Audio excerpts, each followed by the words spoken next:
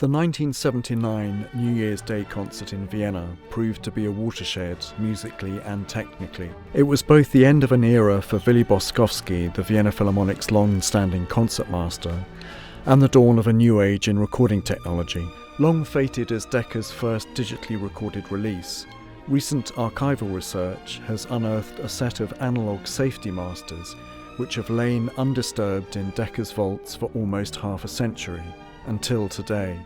Decca made its first live recording of a New Year's Day concert in January 1975, and by then, behind the scenes, research was well underway to develop a digitally encoded microphone signal to replace the analog equivalent imprinted on magnetic tape. 1978 was a pivotal year for Decca's proprietary digital recording system, with its IVC 1-inch videotape recorder, capable of encoding at 18-bit 48 kHz resolution.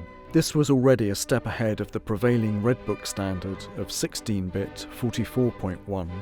In early December 1978, the system was used for the first time at Vienna's Sophiensaal to record Christoph von Dohnanyi and the Wiener Philharmoniker in Mendelssohn's Italian Symphony. At the end of the month, it was moved to the Musikverein to capture the present New Year's Day concert.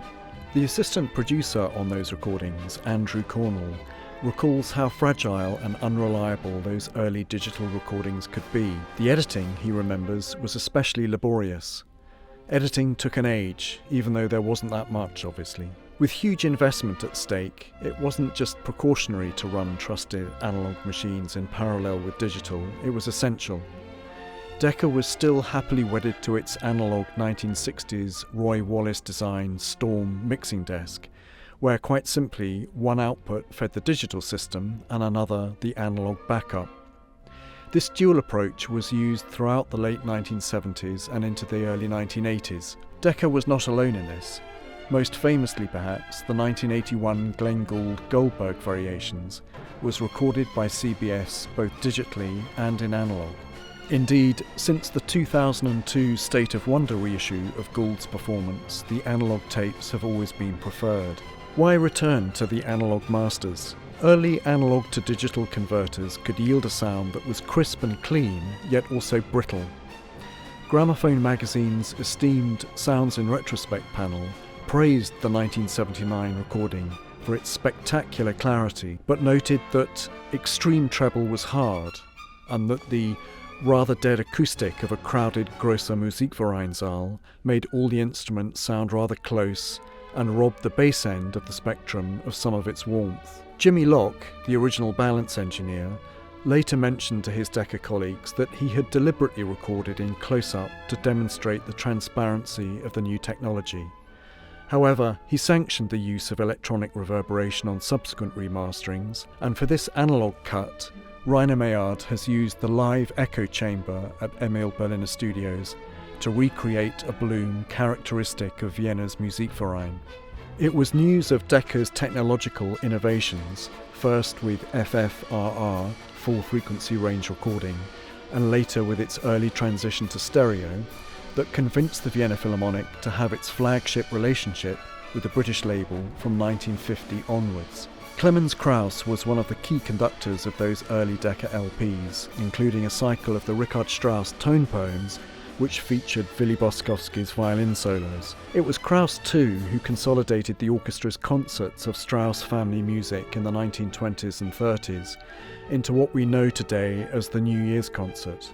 Ironically, the first came on New Year's Eve, 1939, but from January 1st, 1941, the concerts were given on New Year's Day itself. Krauss was still undergoing denazification when the first New Year's concert was given under that name on the 1st of January 1946. Joseph Cripps conducted that year and did so again in 1947, but from 1948 until his death in 1954, Krauss resumed conducting the concerts, and in 1951 Decca released the first LP entitled Wiener Philharmonic New Year Concert. The very Viennese dilemma of who might succeed Krauss played out across 1954. Votes were cast, firstly as to whether to continue at all, out of respect for Krauss, and secondly whether to offer the concert to Erich Kleiber, another conductor on Decca's fledgling post-war roster. Kleiber declined. Following further votes, and with barely a fortnight to go before the end of the year, the orchestra eventually offered the baton to Boskovski.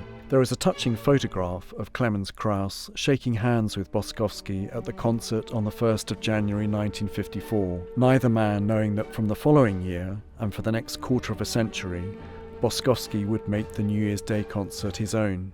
There had been some ambivalence within the orchestra about giving Boskovski the job. John Culshaw, Decca's producer in Vienna, takes up the story.